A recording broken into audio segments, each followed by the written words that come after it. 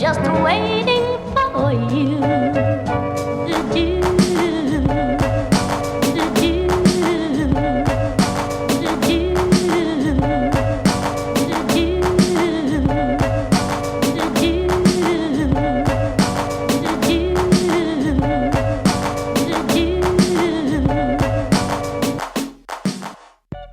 Thank you for tuning in to episode 45 of the Brooklyn Fishing Club podcast. I'm your host, Victor Lucia, founder and president of the BFC. This episode is brought to you by Brooklyn Fishing Club Apparel. We're restocking t-shirts and hoodies for the holidays, so visit brooklynfishingclub.com today and get some gear while supplies last.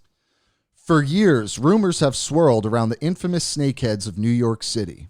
At one point, they established a small population in Central Park, but were killed off by the DEC. Many thought they'd been eradicated, and for a while, things went back to normal. However, the invasive species was quietly infesting another body of water within the 5 boroughs, and now it's safe to say that they're here to stay. Snakehead can survive frigid winters and grow upwards of 2.5 feet, all while living in some of the grittiest conditions known to hold fish. Our next guest has logged more hours hunting them than anyone I've met, and he caught the largest snakehead on record in New York City. Ladies and gentlemen, Dennis Morano. I kind of had heard random stories here and there that, oh yeah, you know, like someone released a snakehead in New York City and they got a hold of it. And, you know, it was a big deal. It was on the news. I remember actually when I was younger, it was on the news and they were like, oh, what do they call it? Frankenfish on the loose. And then, you know, after the whole incident that happened in Central Park, where they found one and they drained the Harlem Mere and they killed it, they said, you know, oh, well, that we DC or whoever did like shock treatments in other bodies of water around New York to see if they were anywhere else. And they were all over in Queens in those lakes. And I was like, I got to go check this out. I got to see if it's real. And so I just kept going back there day in and day out to just figure out if all the stories were true. They weren't like fabricated. And yeah, I figured out, yeah, no lies there. How do you think they got here? I mean, I don't even, there's no thinking. I know how they got here, and they sell, I mean, if you go to the fish markets in Flushing, Queens, you'll see exotic fish from all over, you know, and they sell them, you know, by the tank load. And what I was told was that there's a Buddhist temple in Flushing somewhere, and they must have had a bunch of koi fish and snakeheads that they purchased, and they were raising them. And then eventually they got too big, and, you know, they're Buddhists. They're not going to just kill these fish. They did like there's some type of religious, you know, release, humanitarian release. But I mean, they obviously had no clue that these fish were just going to survive in brackish water and be overpopulating like crazy. And that's how they got in there. I don't know when they did it. It must have been, I mean, for how many snakeheads that are in there now, it must have been like years ago. Well, like decades ago, they did this. So why do you think they haven't been eradicated in other boroughs besides Manhattan? Well, they can't. Well, they just can't do anything about it now. But the good thing is, I mean, I would take this as the silver lining of the situation. Is you know, they can't. Those 2 lakes, there's no way in and there's no way out for them. They're surrounded by the rest of Queens. The nearest other lake, I'd say, is probably another like 15 to 20 minute drive to get to it that they could get. But like somebody would have to have a live one and put it in a box and then bring it somewhere else. That's the only way they'd spread. They can't spread on their own because it's either they crawl through raw sewage through a sewer system. They're adaptable for sure. They're good at filtering out a lot of toxins and bad stuff out of their bodies. You know, over in Asia, they're living in polluted rivers. And, you know, I'd like to maybe, you know what, I think it'd be fine if I ate one just to see how it would taste. Out of that lake? Yeah. Well, so listen, I did my research, man. It's not like I did my homework because I was always curious, because the local guys there, they catch them and eat them all the time. And I see guys there in their 80s. And I'm like, these guys are going strong. They're old and They've been doing it for a long time, so I doubt they got cancer. I mean, they look good, so you know, and yeah, it's like literally, I'm talking about like one just to see, because apparently they can filter out a ton of toxins out of their bodies. They're not like at your Yeah. average fish. They just they their bodies can just naturally adapt to a lot of environments. Their bodies won't absorb as much toxins as other fish. How are they surviving New York City winters? Well, so here's the big difference. They're not like there's tons of different kinds of snakeheads.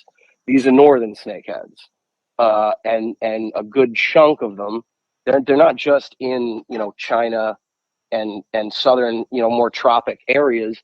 They find northern snakeheads up near Russia, so they get winter up there. It's cold as shit up there, so they're gonna have that, and they're the only species of snakehead that can prominently survive like a winter are those fish.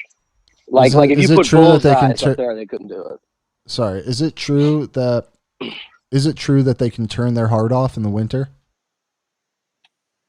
You see, that I don't know. I mean, I know a lot of like turtles and frogs they burrow in the mud and they kind of cover themselves in a layer of film, and they go into this like catatonic state where it's almost like their heartbeat shuts off, like everything shuts off, and they wait until like the warm weather just brings them back. I don't know. So someone in Maryland had told me that they go bow hunting for snakeheads in the winter, and they're still active, but they're not like feeding. They're like, he said, they look like logs, and they sort of just suspend and float, and they don't move.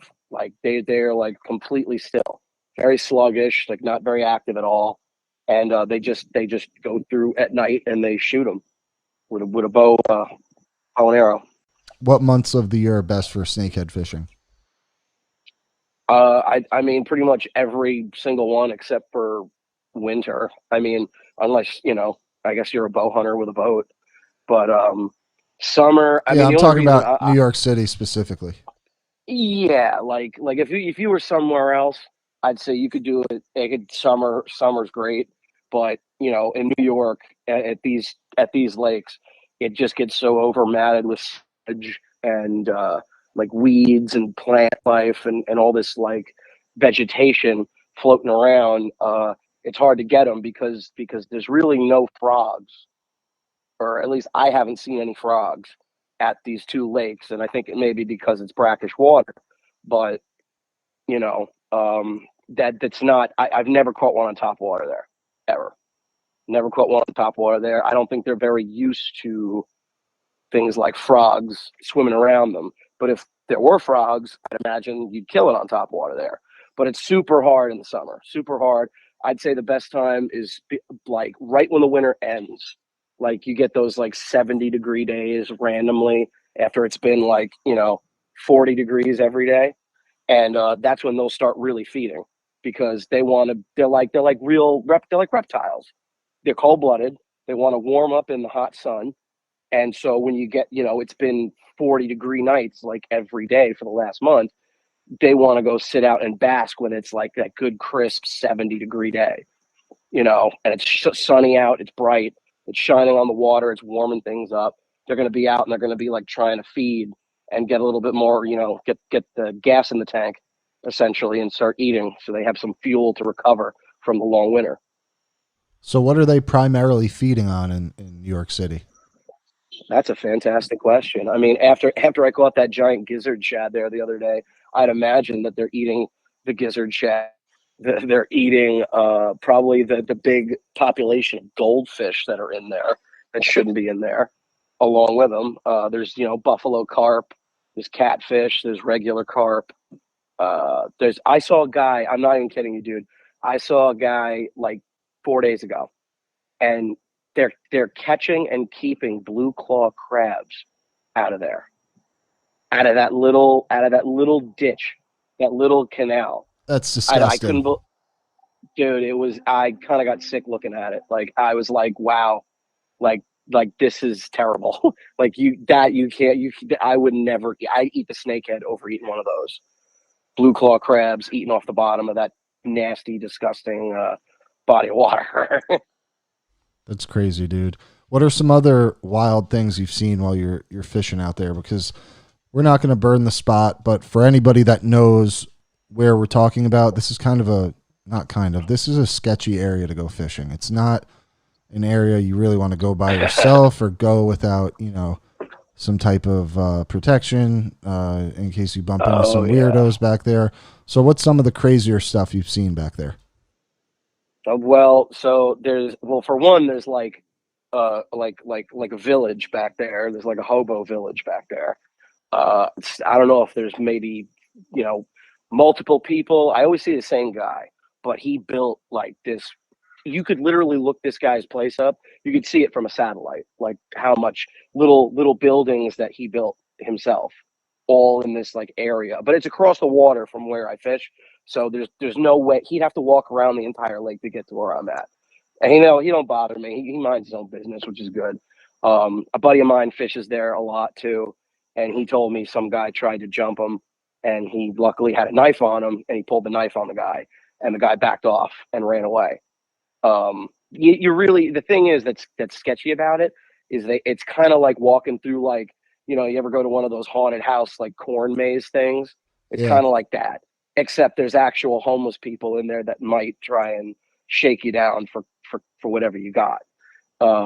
So it's I don't ever wear headphones when I'm there. Like, I always keep my ears open, and I always bring a taser gun or like a knife or something. I mean, I've never been approached. I've never been bothered. Nothing like that has ever happened to me ever. Um, you know, but it's always good if you're going alone, always bring some form of protection with you. Always. But like, it's like the 1% out of 100 that something like that would happen. And I've really never seen anybody shady on our end where we fish. It's always across in the wood, in the little village. There's, some sketchy people, but they don't bother me. They don't say anything. So it's really it's not that bad, but you know what? Hey, it's New York City, don't be smart. Didn't you tell me you saw some guy with a cast net? He was like wading out in the middle of the lake, like throwing a net. Oh yeah. I was just about to get to that one. Yeah, the day I caught my PB, I like just before I start fishing, I'm looking across the water and I see this guy, and I'm like, what's this guy doing? Because listen, I've gone into New York City waters in waders, and I almost drowned because it's so polluted and there's such sludge on the bottom. It's like your legs go in, and it's like quicksand. You just keep going. And then once the water goes into your waders, you're weighed down even more, and you're going to go in until you drown. So I don't know how this guy, he was out there in waders, but he was maybe about knee deep, and he wasn't sinking. He was standing, and he was out in the water in an area where I thought you could never get access to. And I don't know how he got out there by himself, but he had a gill net out there, out in the water. He had already had it set up overnight, and he was out there walking along it. It was like 50 yards in net, and he's just walking along, and he's picking up the pieces of net, and he's looking in it. And he's looking for anything in it, and he's putting stuff in a bucket.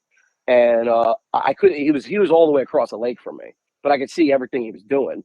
I don't know if he got like little fish. He was putting anything he found that net in the bucket, but I didn't see him take out any snakeheads. I mean, they're not stupid. I mean, I could see them just avoiding it the whole time. But Yeah. yeah, I was just sitting there like, oh God, like, out of all the days, you can't just like drown, bro. Like, God, I hate this. It's like, why are you doing this? Like, and plus it's a bird sanctuary too. So it's like, if he got caught doing that, there'd be hell to pay with this guy, Do you have to deal with any but birdies there? you know what's so funny? You'd think so, but no. And it's really cool because I've seen bald eagles. There were three bald eagles there this year. There was a big. It was weird. It was the size of a bald eagle, but it was a bird that was a big bird, and it had like a black head. It was almost all, it was like gray and black, and I don't know what kind of bird that would be, but it was big, and it was flying around with the eagles. I watched a bald eagle, and I'm not kidding. I'm not making this up.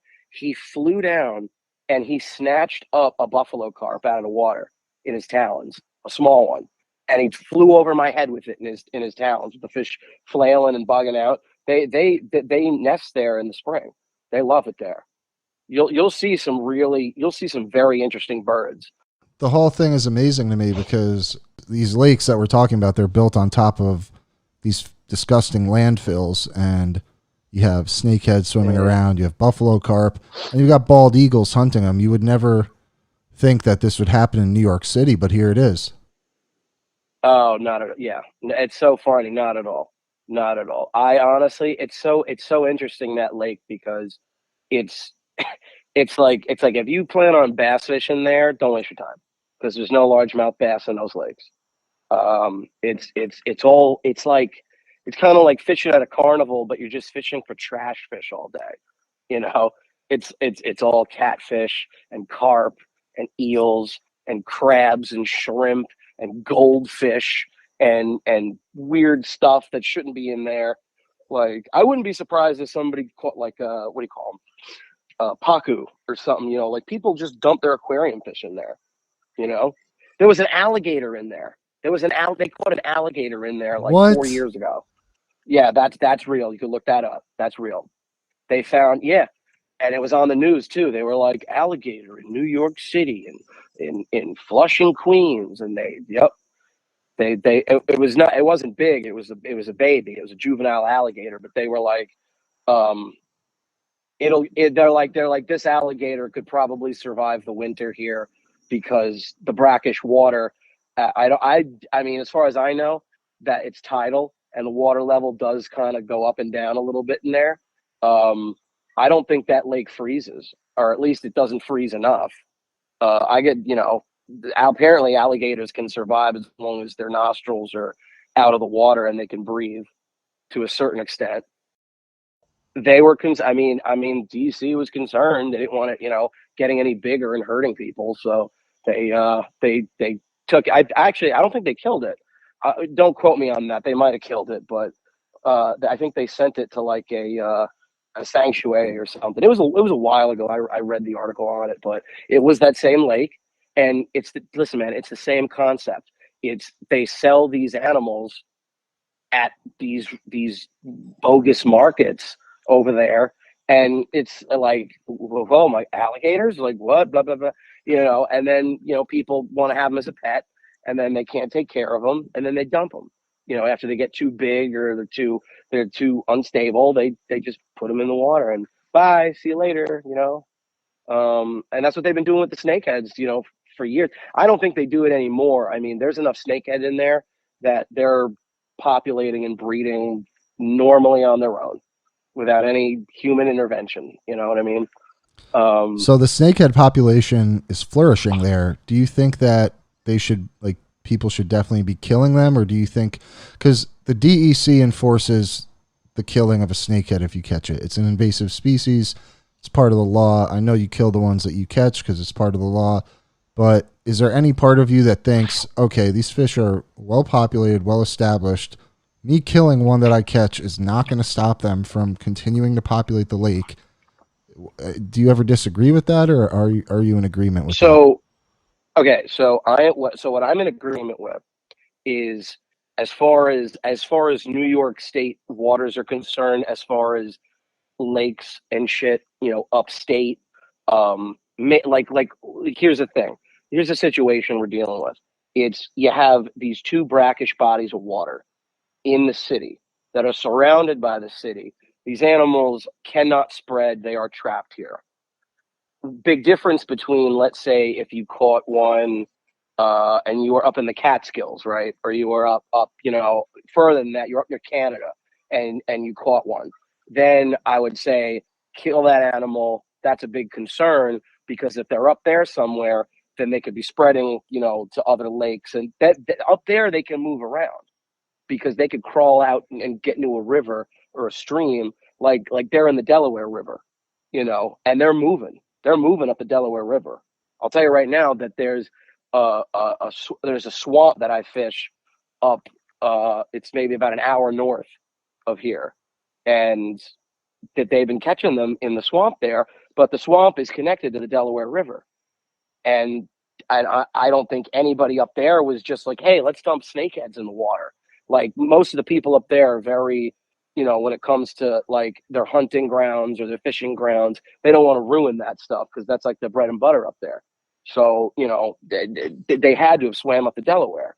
So, you know, it's like as far as that place goes, I don't see. They're the best game fish there. They are the most entertaining fish. They're not hurting anything. They're not even really damaging the population of whatever's in those lakes. It's like it's balanced. It's pretty balanced in there. Um, so as far as fishing there, I personally I wouldn't want to kill them fishing there. I mean, I'll tell you one thing: the local guys who go there to eat them, they do a great job at exterminating and eating. They're filling up buckets of those fish. They reproduce like by the truckload. If you kill one big one, if you kill a big breeder, I'm going to tell you right now, another big breeder is going to take its place the following year and nest up. So it's really not this big crazy thing. But yeah, if I caught a snakehead upstate or in one of my lakes up here in the more natural environment, away from the isolation of Manhattan and the city, I would kill it in a heartbeat because like that could get really bad, you know.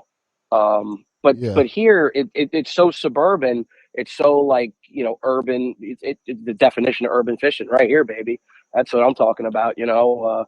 And that's what's going on. So I don't, unfortunately though, New York by law, they demand that you do it. It's not like they give you. The nice thing about Jersey and Pennsylvania and Maryland and on those other states is they would highly recommend that you dispose of them, but by law you don't have to. You're not going to be penalized for it, you know.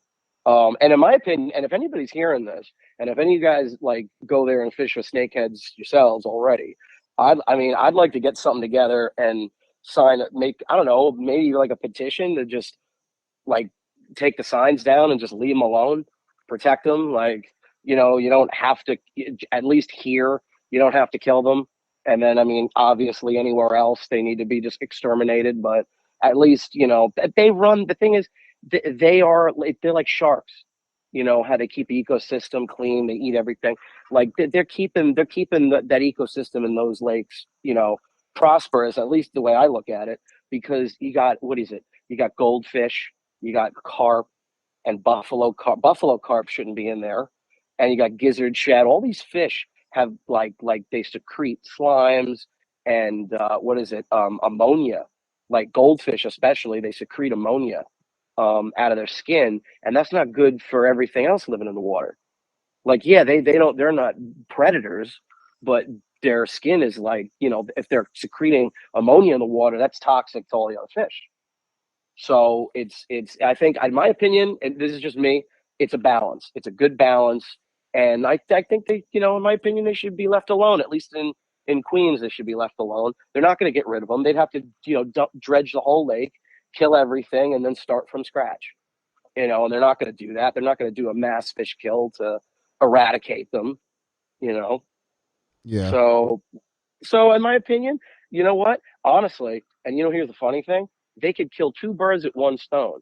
See, if they feel that this is an environmental problem, how about you clean up the park a bit, and you make it open for anglers to come and promote fishing for snakeheads, and they could do whatever they want with them because at the end of the day, you got more people fishing for them. And the thing is they're never going to stop. They're just going to keep repopulating year after year after year. So it's like that park would be way more, more people would be going there, and enjoying it, and a big part of the city if they were like, yeah, like this is the one place that you can catch snakeheads and it's not a big deal. And, Yeah. that'd be really cool. I'd love to get behind a project like that. make that happen. They're definitely not going to, cut down any of the stuff. That's the thing though with the bird preserve.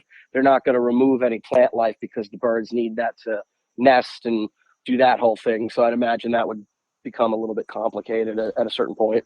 So, what are some difficulties or obstacles that you face when you're trying to fish this area? Definitely. Well, for one, it's the plant life and the garbage and the debris that are in the way. It's just all the stuff that gets gunked up in your lures. Because the thing is the best baits that I use for these fish are lipless crankbaits. When it's early spring, winter's just ending. So there's really at that time there's no residual plant matter. The plants haven't started growing in at all yet because of the winter. So it's mostly open water. And to me, that's why that time of year for me is the best because there's just not a lot of obstacles in my way. Well, and they're also in their spawning. They're going into their spawning mode. So, that works out too.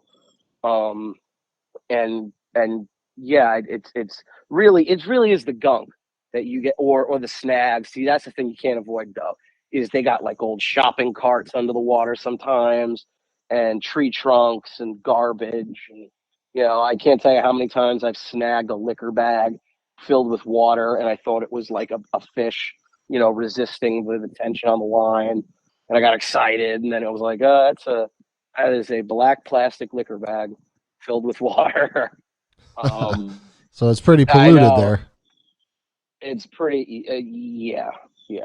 It's not. I'll tell you one thing. It is not a pretty sight. You literally you feel like you're in like a Mad Max movie or something when you're there, or like you're in like a futuristic post-apocalyptic future movie when you go there because it's just like all this. It's like Water World.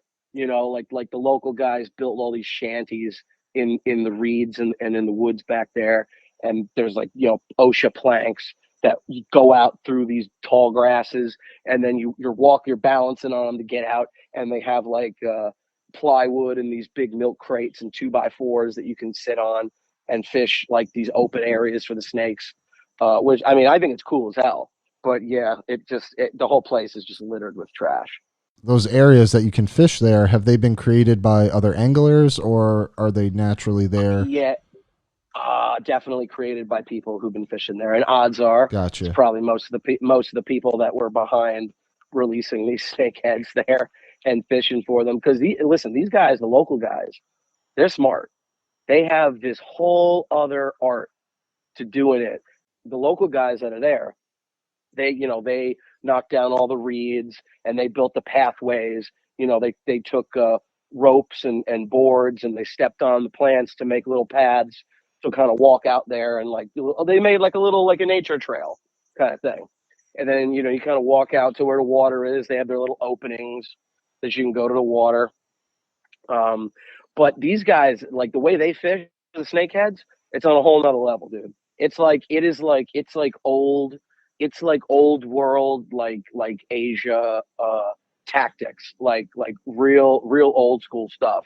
I'm dead ass. They have like the rods that don't even have reels. It's like a giant bamboo stick with a line coming off of it, but it has all this backbone to it that they can just yoink it back and drag the fish up. Like they have, and they're very patient too. These guys, they'll be there all day long, and I'm sitting there like, if they're here all day long, these guys know exactly where these fish are, and they know exactly how to get them, and they know what they're doing. What are they using for The one bait? that they always have these what is it? They're like these very very like they're these like they almost look like pencils. They're bobbers, but they look like they're pencil thin, and they just have them with like a little piece of. Sometimes I see like corn, a little piece of bait. I'm like maybe they're not fishing for snakeheads, but then you walk up and they got a bucket of snakeheads. I mean they'll eat. I've seen them. They catch a lot of the white perch. There is a good amount of white perch in there, a lot of white perch. And now that it's the end of summer, there's probably a ton of them there. That this is usually the time of year that I see like the biggest and the most white perch. Um, but I'm not sure. I never asked them. I feel like they don't want to talk to me, and but I'd imagine. I mean, they probably get like little goldfish or something and use it as bait to like live line it or something. Um, but the one thing I don't like though is when they use bunker hooks because someone told me that, You mean and treble then hooks? Treble hooks? no, I mean, well, yeah, it's a treble It's hook, like a but it's a treble gigantic. snag. It's got the weight on It it, and it's a treble hook. it yeah, but it's humongous. It's really it's big. It's really big, and it's got a big lead weight in the middle of it. And they put what is it? They do like a high low rig sort of thing where they have a hook on top with a piece of meat on it, and underneath is the weighted bunker snag. So when they feel the snakehead grab the meat, they yoink up, and then the bunker snag comes up and grabs them, and they just like catapult them out of the water. And that I don't like because the first snakehead I caught had a gigantic hole in the back of its head, and it was a big gash, and it looked like someone had snagged it with a bunker hook.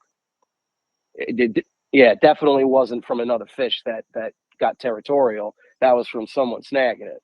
And I don't know. To me, it's just like, yeah, come on, have a little bit of honor there, and catch the fish on some bait or something, and then keep it and kill it. Like, I don't. I'm not a big fan of the whole wait and snag them because they're very compressed. Where they fish, it's so there's nowhere these animals can go. It's very narrow. It's not it's literally in between both the lakes in a very shallow channel. Like there's like trust me, you'll get one eventually if you keep doing that. But it's like I hope you plan on eating it. I mean, most of these guys That, are eating it. that's the one. That's the one reason I respect these guys is because they're not wasting it. They're not going to waste that animal. They're going to eat it. I'm not a big fan of fish eye soup or fish head soup, but you know, I'd imagine that they're making that and they're using every single piece of that to make some pretty good broth. You know, So you set the New York City fishing record for snakehead multiple times. And for those people that are listening that don't know about New York City fishing records, the Brooklyn Fishing Club started the first ever running record of the largest fish caught in New York City. You can check out the details of that on Instagram at NYC Fishing Records. But anyway, Dennis, how did you yeah. set the record and then break it over and over? I would say that would be well, nobody. I mean, at least at the time, nobody had a record. And then I had caught one that was about 25 inches, and that was like a big deal. And I was super excited about that. It was like one of the best days of my life. And because it's kind of like you heard all the legends, you heard all the stories, and now it's like nobody was lying. This is true. This is real, and it's right in front of me, and I'm holding it in my hands, which was fantastic. And after that, I kept going back, and I ended up getting a 27.5 inch snakehead that had a big chunk missing out of its tail, and it was so fat. Oh my god! And that was like I was like a kid on Christmas, and that was my first year. That was the biggest one my first year, and that had been my record with the club for a long time, until this past spring. I went back, and I went further out than where I normally was fishing. I went further out, and I found a nice spot that was open, and I would always see these bubbles just kind of in the same place. I went back to this spot, I kid you not, for 4 days straight, for 1 week. 4 days straight. I skipped every gym day after work to go do this because I hooked into this same fish like every time I went, and I always lost it. It was like I felt like I was Quentin Jaws, and it stuck with me, and I'm like, I'm getting this fish. I'm going back because during their spawning season, they like to hang out in the same vicinities where they want to nest up and breed, and that's why their survivability is so insane because they're one of they're one of the only fish that it gets very protective over their young, and both male and female partners pair up and they will kill anything that comes into their nest to eat their fry. They'll destroy anything, and they won't even eat the fish. They'll just rip their head off and make sure that they don't, kill their babies. So they hang out in the same vicinity for a long period of time.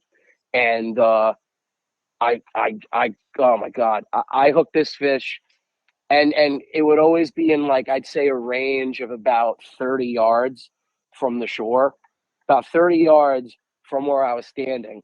This fish would be patrolling, and then there were two of them. There was one of them was a little smaller than the other one, but it was always I'd always see the bubbles, and they would always be circulating. But the big one always was right at my feet at the bank every day I went. And the only time he'd come off was when he'd go after my bait. I'd hook him, fight him for a bit. He'd come off, and then he'd scatter out, and he'd be further out. And then for the second to last day before I caught him, I hooked him, and I was just about to get him in the net, and I saw how big he was, and like I was about to have a heart attack. And he must have got one of the hooks from the lure that wasn't in his mouth, snagged around my net, and he twisted his head, and it got stuck in the net, and he popped himself off. And I was devastated. I was crushed, and I was like, I don't care. I'm going back. And I went back the next day, and he was about maybe 10 yards off the shore by like a bunch of these they got these weird poles or these wooden pilings that come out of the water. And I'm like, this structure there's got to be a snakehead bedding there. And this monster crushed it. First cast, crushed it. I got him in the net, and I was sitting there losing my mind. I was like, I couldn't believe how big. I opened his mouth. He swallowed my lipless crankbait completely down his throat. I couldn't believe his teeth didn't cut the line either. And I could fit my entire fist into that animal's mouth. That's how big that snakehead's head was. And it was over 29 inches, just a little over 29, under 30. But that was the biggest. That was like, I'm like, this is a dragon. I caught it. I finally caught my dragon today. And I'll tell you one thing, man. If they get that big in there, they get much bigger in there.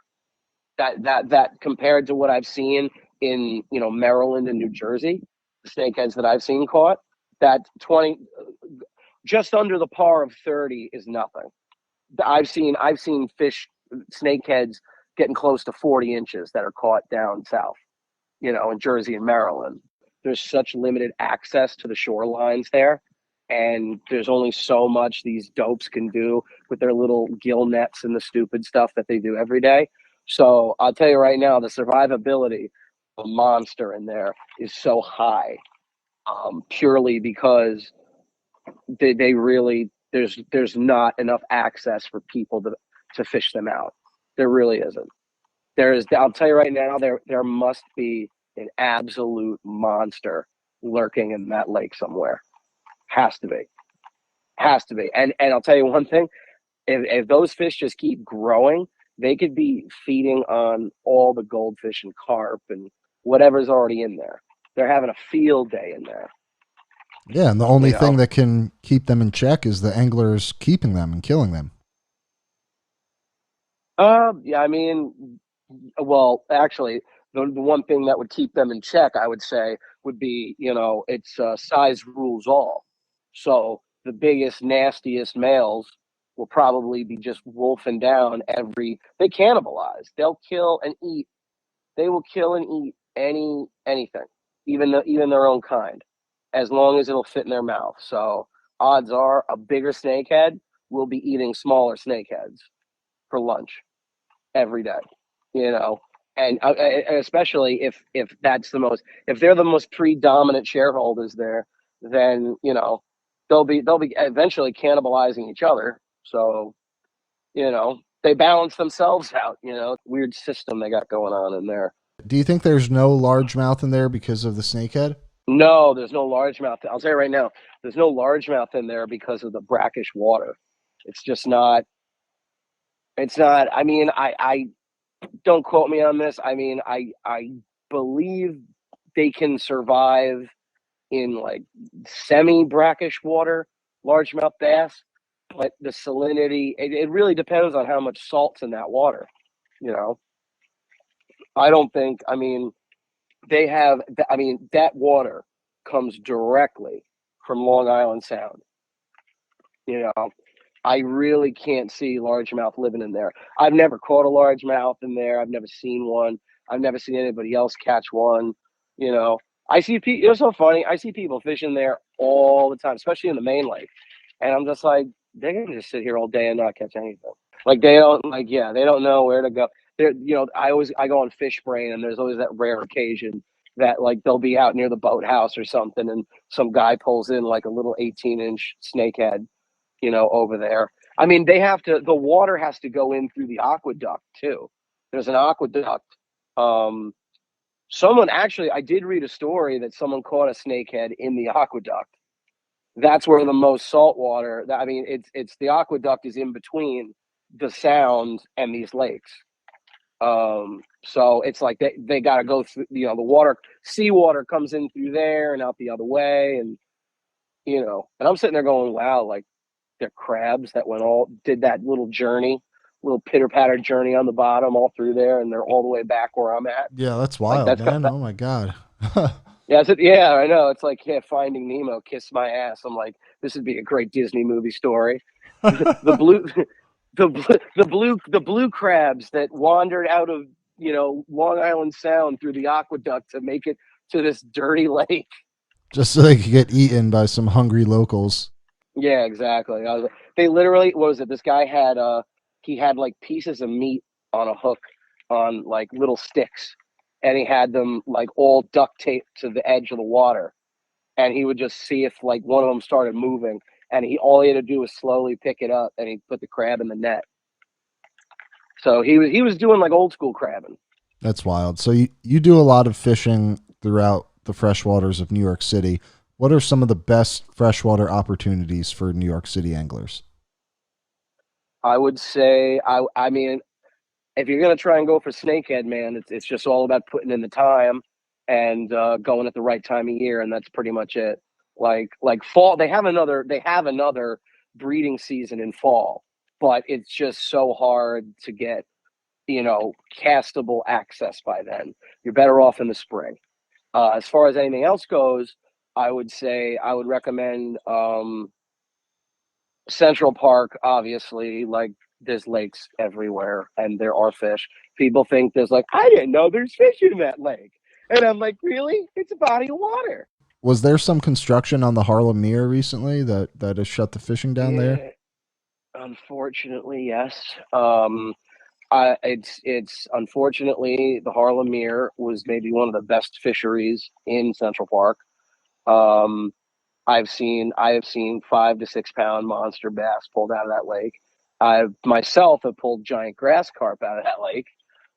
There's big koi fish, and then right when they started this new construction, you know, the funny thing is, it's like they haven't done anything in the lake directly yet. Like, they haven't torn up the ground and dredged a certain part of it. In my opinion, whatever work they were doing to demo the ice rink and the pool or whatever that was, I think they were just dumping crap in the water, because all these bass just started. And anybody in New York that's listening to this will know that fish is there. You know, what was it? It was like last summer, like 2 summers ago. There were just all these big bass floating dead, white, you know, washing up on the side of the shoreline, and for no reason at all. And it was this big. It was a fish kill, and everyone's sitting there going like, "There's no way that this just all these fish died on the same day at the same time." You know, they something under the table and sketchy was going on. They were dumping something in the water. There was something in the water that shouldn't have been there. You know, but I mean, a year's gone by, that hasn't happened again, which is another reason why I think, you know, there was a day where they dumped something really bad in the water, because it hasn't kept happening. You know, this must have been some particular event. But outside of that, a buddy of mine actually has been going back there, and he has caught some decent bass. but it's nothing like it used to be, man. I will say though, um, this never affected the black crappies there. And I will tell you now, Harlem Mere has some of the biggest black crappies in it that you will ever see. And they're very hard to find. But if you can find where they're schooling up and they're feeding, uh, the big ones are always going to be where the little ones are too. And odds are, if there's less giant bass in there, that means these crappie are going to get huge over time with less predation. Just in thought and theory in my mind, less predation, they're going to get bigger. So things might improve there on the panfish level, and then you know what? This will at least give a couple years bass to get bigger in there that aren't getting cannibalized by their own kind, because there were tons of small bass in that lake. So my favorite lake in Central Park by far is Turtle Pond, and you can fish there. And listen, if you go there and fish, and local people with tourists want to like bust your balls about it, you can tell them to go scratch and well, there's a lot of things I could say, but it's legal. You can fish there. Just obviously don't be crawling on the rocks over by the castle because you will get in trouble for that. But there are a ton. It's the only lake in the whole park that has smallmouth bass in it. The only one. And uh, they say there's largemouth in there. I've never caught a largemouth in that lake in my entire life. Every bass that I, every bass that I've ever caught in Turtle Pond is a smallmouth bass. Every one. And not only that, Turtle Pond also has gigantic black crappies and really big yellow perch. I would say the only way you're going to catch those yellow perch, though, is if you get some like white jigs, curly tail jigs that can cast out to the middle, or you go to a pet store, buy some night crawlers, and put them on a split shot with a hook, and then bounce them off the bottom and work it back to you. And I'll tell you right now, and you got to go in like October, between like October and Christmas, and you will get fat monster yellow perch out of that lake. The reservoir in Central Park is untapped, and I've heard stories about guys who've done maintenance there for the piping under the water, and the divers apparently have seen world record sized bass in there. Largemouth and smallmouth are in the reservoir. Yeah, they're both in there. Yeah. Where did you hear that story from? So this kid, wasn't it this guy Austin? I call everybody kid, and I'm like, dude, you're like 31. Like nobody's a kid anymore. It's like, oh my god, I forgot about that. Yeah. This guy Austin, who used to fish the Harlem Mere for bass all the time, best fisherman by far out of that lake. He's from the South. He just knew his stuff, and he every time I'd go there, like I'd get skunked. Everyone around me get skunked. He'd pull out 6 fish no matter what. Didn't matter.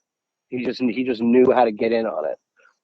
And he told me about this whole like diver story with the reservoir. And then I had a job where I worked with a guy across like maybe 2 blocks off the park.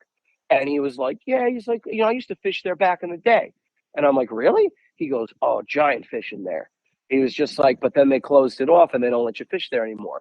He's like, they used to sell permits where they give you, you get a license and you get a key. And the key is to open the gate to get into the fence to get in because it's all fenced in. There's a gate, and if you had a license, you could use the key to walk in, and then you legally could fish there if you paid. And the city, he told me that the city was considering starting that project back up again. They had it in consideration, but I don't think they're going to do it. But if they do it, I will be the first person online to be, and I don't care if I have to pay $1,000. I'm going to pay to fish that lake. After everything I heard about it, I'm fishing that lake. Yeah, that sounds amazing. Nobody's stopping me. Oh my god. So there's one other lake, right? There's 4 lakes or 4 lakes. 3 of them you can fish there, right? In the Central Park? Yeah. There's okay. So you got the Harlem Mere. That's the biggest one. that people go to fish. Now, I probably wouldn't recommend it. I'll learn the hard way. Turtle Pond, still good. The lake, which is next to Turtle Pond, it's the second biggest lake in the park besides the reservoir. It's the number two biggest lake. That's where everybody does all the rowboating and the touristy stuff. But there's gigantic carp in there. There's big catfish. There's yellow perch in there that are very big too. And then yeah, there's nice bass in that lake. It's just a hard lake to fish, like unless you know what you're doing. What do you think is the most difficult part of trying to freshwater fish in New York City? It's these aren't like upstate natural environment fish. You know, they have a whole different way of eating and working in the city with just the way. I mean, there is heat under the ground from the subway systems that kind of they're not on the same. The fish in those lakes are not on the same clock as fish in other lakes that are more natural and not. There's no man-made structure around them. So you're gonna have a lot of off days, and you have a lot of good days too. Like there's people who feed all the bluegills, and the bluegills come to one end of the lake, and the bass will sit there and they'll hide behind the bluegills and try to ambush one of them as they're eating. So it's like there's human intervention with it, a lot of it. I'd say really the only challenge is just trying to keep calm when you're getting harassed by somebody in the park who wants to be a self-righteous turd and yell at you for fishing when you legally can, and they're claiming that you're not allowed to, and it's their park and they pay good money to live in this city. And How often does that happen? listen, it's very rare, but I hate to tell you, but anybody, especially from New York, if anybody here's listening, then you all know. And I bet at least 6 or 7 people that may listen to this are going to know about the bird lady psychopath, who swings. She's got 2 parrots in a cage that she walks through the park in a cage, and then when you're fishing, she'll swing the cage at you and use it as a weapon, and she'll throw tree branches on your fishing line. She literally, I'm not even kidding. I'm just fishing and she starts breaking off branches out of a bush, like huge ones, and starts throwing them into the water on my line. And she's like, "This is what you do when, this is what happens when you go fishing. This is what happens." And I'm like, I'm really about to like try to get like brolic bounced by some like deranged old woman right now with a bird cage. Like this is insane. And I'm sitting there, and she's been honestly. There's something like if I didn't have respect for my elders, this woman would get popped real hard. Because it's assault, dude. Like dude, she's swinging. By the way, I feel bad for the birds because they're trapped in the cage, and she's swinging it like a freaking like a mace. She's swinging it at me like you stop this. You're destroying the environment, hurting animals. And I'm sitting there going, I'm like, those birds in that cage are probably concussed right now. What do you mean hurting animals? You're literally going to kill those things. She's been. I listen. I've heard stories about like my friends had her on video. There's like a YouTube video of her. She grabbed my friend's poles out of his hand and like threw them on the ground or something like that. And he's like, I'm calling the cops. He's like, he's like, that's destruction of my property that you just did, and I have it on tape. And apparently she got arrested. She's been arrested a bunch of times. She's been arrested a bunch of times, that lady. Oh, the funny thing is, she tried attacking me, and then I told her, I'm like, what? You think I don't know who you are? And then she goes, what? What do you mean? And I'm like, I know who you are. I'm like, I've seen videos of you on the internet. I'm like, you're all over the internet. I got in her head and freaked her out. I'm like, you're everywhere. I'm like, you attacked my friend and you took his fishing rods, you threw them on the ground. And I'm like, and he called the cops on you. I'm like, and he told me you got arrested. I know you. And then her whole tune changed because she was cursing at me. She was calling me like a redneck and like a bratty American piece of shit. She went off. And what's so funny? That's not even like the worst. That's not even the worst thing that's happened to me fishing in that park. Like I would say the worst was Okay, if anyone here plans on going fishing near 59th Street and Billionaires Row, be prepared for someone to bother you. I'd say it's about 40, 60, 40, 60, they'll bother you. Someone will bother you about fishing. And good odds are it'll turn into like a PETA humanitarian crisis where they'll call you like an animal abuser or something like that. And you eat red meat and they'll be just, I'm not kidding. I had a woman behind me. I was trying to like just like calm her down and talk to her. And then I got to the point where it's like, you know what? Don't react. Don't say anything. Mind you, just go along with your day. So I tried, and then, I'm fishing, and she's behind me, leaning behind my head, screaming in my ear, cursing at me, and then like going like, "Oh, you got a camouflage bag? You must be a hunter. You must love killing baby animals." And I'm sitting there going like, "Nah." I'm like, "It's just a backpack. Like my mom got this for me for my birthday. Like it's just the color of the bag." Like I don't hunt. Like I don't, you know what I mean? Like, and I'm sitting there like, and the first thing I said to her, it was so funny too. She got shocked when I threw this one at her. I was like, "That's profiling, ma'am. That's profiling." And then she goes, "No, it's not." I'm like, "Oh yeah, it is." I'm like, "You're assuming I'm a hunter just because the bag's colored camouflage." I'm like, "That sounds like profiling to me." And it was like, oh, I just like threw her for a loop. It was so funny. But yeah, unfortunately, if you are in that edge of town, there's a good chance you're going to get bothered by somebody, you know. When's the next time you're going snakehead fishing? I would say maybe a little bit closer to Halloween. I'm going to try and go back a little bit closer to Halloween.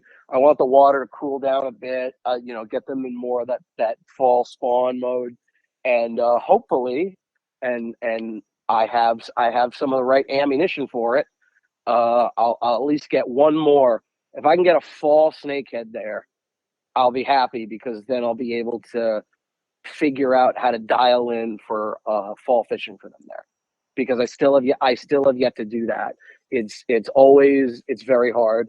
I tried last year, but then again, I wasn't as committed last year. Um, it just all the plant matter from the summer. It's dying, but it's still there, and there's especially in fall, all the bees and yellow jackets and hornets are like, pollinating and eating up a bunch of stuff so that they can hibernate for the winter. So they're all over the place, and I kind of don't want to knock into a nest um, to really get out to where the open water is where they are. So I'll probably end up sticking to fish in the canal. But I have caught them in the canal. I've caught them in the canal plenty. So, hopefully they go after the baits that I have. I mean, honestly, I'd rather get skunked wasting a day there, at least to try to get one snakehead, than go into the city, find parking, and then, try and fish for largemouth bass and come out with a couple dinks. You know what I mean? I got Yeah, I gotta wait. My friend's oh man, at least you caught fish. It's a good day. I'm like, yeah, maybe I'm spoiled, but like a 1 pound bass, like out of a whole day of sitting in the sun, not very rewarding. Mm-mm. Go, go big or go home. Where can people see your videos of catching snakehead? YouTube. Just look up Rockland Reelers on YouTube. I got the one video which was kind of a mashup of last year on my channel.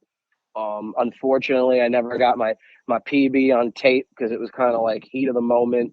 Didn't have my camera, but I got pictures, I got clips, and I am editing a video now of a decent 25-inch snakehead that I caught earlier in May, and I'm just gonna mash it up with like the big channel catfish I caught and other. I'm putting it with like a random collage of random stuff. I'm making a video of that right now. Yeah. But that'll come out soon. Beautiful. And yeah, you check out all my stuff. It's Hit great me stuff. up, I ask me any follow it. questions. You're always putting out great content, Dennis. Thanks again for calling in. Absolutely, man. Thanks for inviting me. I appreciate it. No problem. I'll talk to you soon. All right, man. Just waiting for you to do